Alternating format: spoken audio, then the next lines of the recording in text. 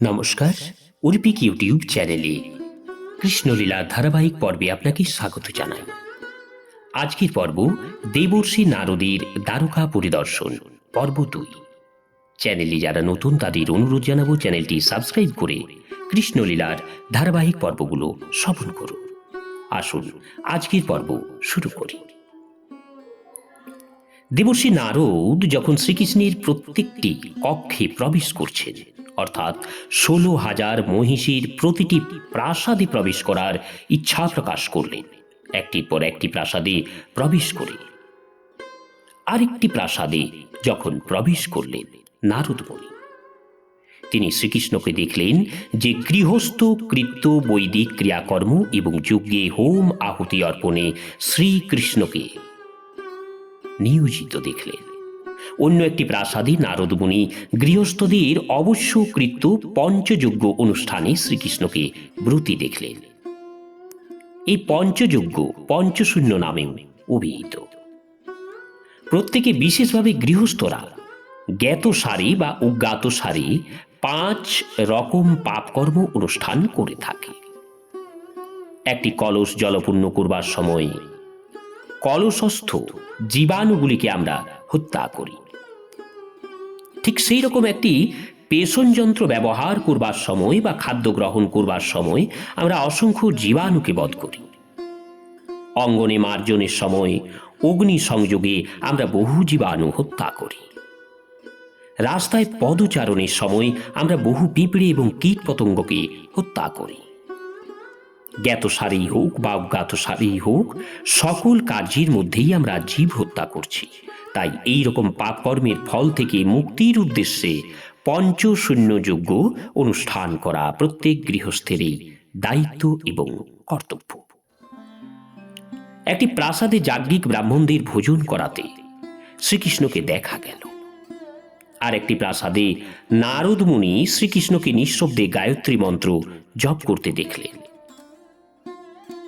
তৃতীয় প্রাসাদটিতে নারদ মুনি অসি এবং বর্মসহ শ্রীকৃষ্ণকে সংগ্রামে অনুশীলনরত দেখলেন। কোনো কোনো প্রাসাদে অশ্ব, হস্তি এবং রথে আরোহণ করে চতুর্দিকে ভ্রমণরত অবস্থায় শ্রীকৃষ্ণকে দেখা গেল। অন্যত্র বিশ্রামের জন্য শ্রীকৃষ্ণকে পালঙ্কে শায়িত দেখা গেল। আবার কোনো আসনে উপবিষ্ট শ্রীকৃষ্ণকে বিভিন্ন ভক্ত দ্বারা বন্দিত এবং কীর্তিত হতে দেখা গেল। গুরুত্বপূর্ণ বিষয়কর্মে উদ্ধবাদী মন্ত্রীদের সঙ্গে শ্রীকৃষ্ণকে পরামর্শরত দেখা গেল। একটি প্রাসাদের সরোবরে বার বনিতার দ্বারা পরিবেষ্টিত শ্রীকৃষ্ণকে জল ক্রীড়ারত অবস্থায় দেখা গেল। কোথাও তিনি ব্রাহ্মণদের অলঙ্কারে ভূষিত গাভী সকল দান করেছিলেন। অন্য এক প্রাসাদে তিনি মহাভারত পুরাণাদি পাঠ শুনছিলেন। বিশ্বের গুরুত্বপূর্ণ ঘটনাবলীর বর্ণনা সমন্বিত বেদানুগ এই গ্রন্থাবলী জনগণের মধ্যে বৈদিক জ্ঞান প্রদানের উদ্দেশ্যে প্রণীত।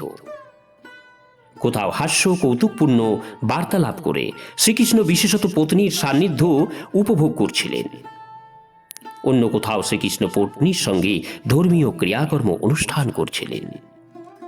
বিভিন্ন অনুষ্ঠানের খরচের জন্য গৃহস্থদের আর্থিক সম্পদ বৃদ্ধির প্রয়োজন হয়। তাই কোথাও শ্রীকৃষ্ণ অর্থনৈতিক উন্নতি কর্মে নিয়োজিত ছিলেন, আবার অন্য কোথাও শ্রীকৃষ্ণ শাস্ত্রসম্মত বৈধ পারিবারিক জীবনও উপভোগ করছিলেন। কোন প্রাসাদে মায়াতীত পরমেশ্বর ভগবানকে নিবিষ্ট মনে ধ্যানরত অবস্থায় উপবিষ্ট দেখা গেল। পরমেশ্বর ভগবান বিষ্ণুকে একাগ্র চিত্তে চিন্তা করাই শাস্ত্র নির্দিষ্ট ধ্যান। ভগবান শ্রীকৃষ্ণই মূল বিষ্ণু। নরলীলায় ভগবান শ্রীকৃষ্ণ স্বয়ং আচরণের মাধ্যমে প্রকৃত ধ্যান ক্রিয়া আমাদের শিক্ষা দিয়ে গেলেন। কোথাও শ্রীকৃষ্ণ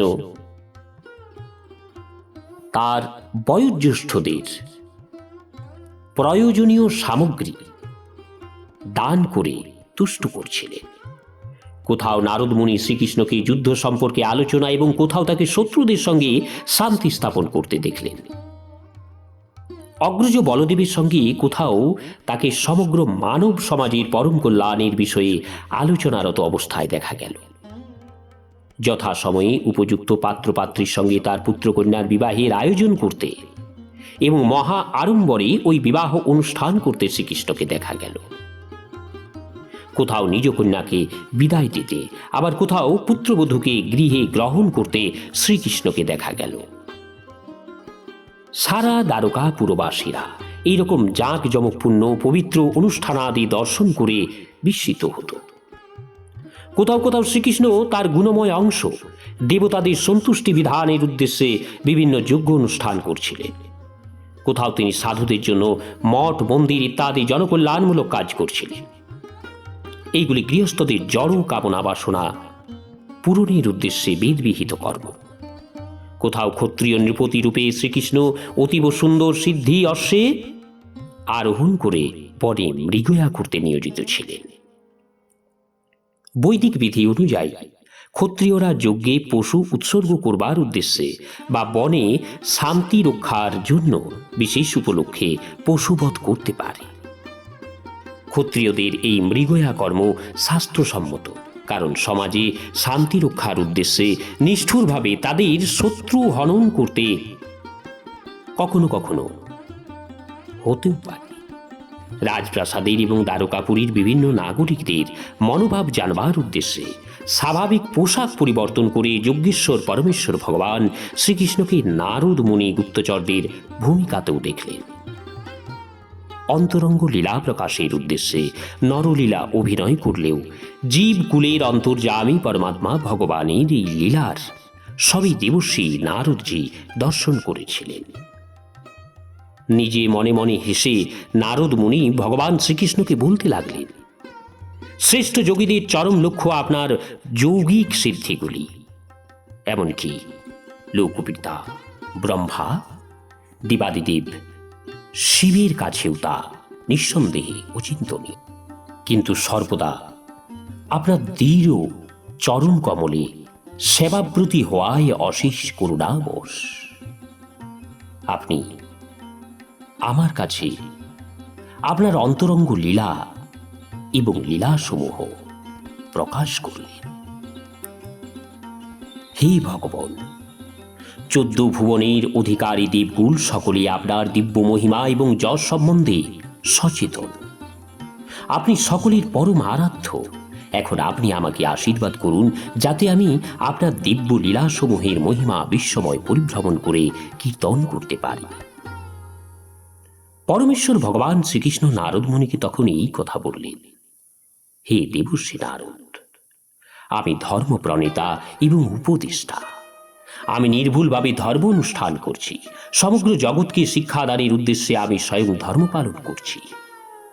হে পুত্র, আমার একান্ত ইচ্ছাই যে আমার অন্তরঙ্গা শক্তির এই অভিপ্রকাশ দর্শন করে তুমি বিমোহিত হও না। সংসারে আসক্ত হলেও গৃহস্থ জীবনকে পবিত্র করবার উপায় জনগণকে শিক্ষাদানের উদ্দেশ্যে পরমেশ্বর ভগবান তথাকথিত গৃহস্থ লীলায় নিয়োজিত ছিলেন। গৃহস্থ জীবন উপভোগের জন্য জীব বস্তুত ভববন্ধনে আবদ্ধ হয়ে সংসার চক্রে ভ্রমণরত হয়ে পড়ে। কিন্তু গৃহস্থদের প্রতি অশেষ করুণাবশত ভগবান সাধারণ গৃহস্থ জীবন পবিত্রীকরণের উপায় প্রদর্শন করলেন। শ্রীকৃষ্ণ সকল কর্মের কেন্দ্রবিন্দু হওয়ায় কৃষ্ণ ভাবনাময় গৃহস্থ জীবন সকল বৈদিক অনুশাসনের ঊর্ধ্বে এবং স্বভাবতই শুদ্ধ এবং পবিত্র। তো এইভাবে নারদ মুনি 16 সহস্র প্রাসাদে অংশ প্রকাশের মাধ্যমে একই শ্রীকৃষ্ণকে দর্শন করেছিলেন। তার অচিন্ত শক্তির প্রভাবে প্রতিটি প্রাসাদেই শ্রীকৃষ্ণকে দেখা গিয়েছিল। ভগবান শ্রীকৃষ্ণের অসীম বিভূতি এবং বারবার তার এই অন্তরঙ্গা শক্তির প্রদর্শনী দর্শন করে নারদ মুনি বিস্ময়ে অভিভূত হয়ে পড়েছিলেন। শ্রীকৃষ্ণ তার নিজ জীবনে আচরণ দ্বারা প্রদর্শন করেছিলেন যেন তিনি ধর্ম, অর্থ, কাম, মোক্ষাদিতে অত্যন্ত আসক্ত একজন বিষয়ী। মানব সমাজের আধ্যাত্মিক উন্নতির জন্য সংসার জীবনের এই চতুর্বর্ণের প্রয়োজন রয়েছে। যদিও শ্রীকৃষ্ণের প্রয়োজন ছিল না, তবু সকলের কল্যাণের উদ্দেশ্যে এবং জনগণ যাতে শ্রীকৃষ্ণের পদাঙ্ক অনুসরণ করে তাই তিনি গৃহস্থ লীলা প্রদর্শন করেছিলেন। ভগবান শ্রীকৃষ্ণ নারদ মুনিকে সর্বতোভাবে সন্তুষ্ট করেছিলেন। ভগবান শ্রীকৃষ্ণের এই সব কার্যাবলী দর্শন করে নারদ মুনি অত্যন্ত তুষ্ট হয়ে দ্বারকাপুরী ত্যাগ করেছিলেন। সুখদেব গোস্বামী ভগবান শ্রীকৃষ্ণের দ্বারকালীলা বর্ণনায় পরমেশ্বর ভগবান শ্রীকৃষ্ণ আত্মমায়া দ্বারা কিভাবে জড় জগতে অবতরণ করেন এবং স্বয়ং ধর্ম পালন করেন তা মহারাজ পরীক্ষিতকে বিশ্লেষণ করেছিলেন। ভগবান শ্রীকৃষ্ণ প্রদর্শিত নীতি পালন করে জীবনের অন্তিম গতি লাভ করা যায়। ষোড়শ সহস্রাধিক দ্বারকাপুরীর সকল মহিষী তাদের রমণীর সলজ্জ হাসির দ্বারা ভগবানের দিব্য সেবায় নিয়োজিত ছিলেন এবং ভগবান শ্রীকৃষ্ণ সানন্দে আদর্শ পতির মতো তাদের সঙ্গে গৃহস্থ জীবন উপভোগ করেছিলেন। একমাত্র ভগবান শ্রীকৃষ্ণ ছাড়া নিঃসন্দেহে কারো পক্ষে এইরকম লীলাবিলাস করা সম্ভব নয়। নিশ্চিতভাবেই তা জানা উচিত। ভগবান শ্রীকৃষ্ণ হচ্ছেন চরাচর বিশ্বের সৃষ্টি, পালন এবং সংহারের আদি কারণ।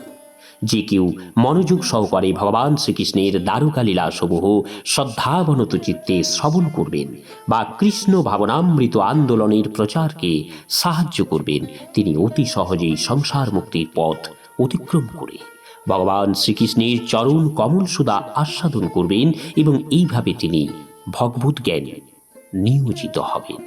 নমস্কার, আজকের পর্ব এখানেই শেষ করছি। আসবো আগামী পর্ব নিয়ে। চ্যানেলে যারা নতুন তাদের অনুরোধ জানাবো চ্যানেলটি সাবস্ক্রাইব করে কৃষ্ণলীলার ধারাবাহিক পর্বগুলো শ্রবণ করুন। রাধে রাধে, হরে কৃষ্ণ।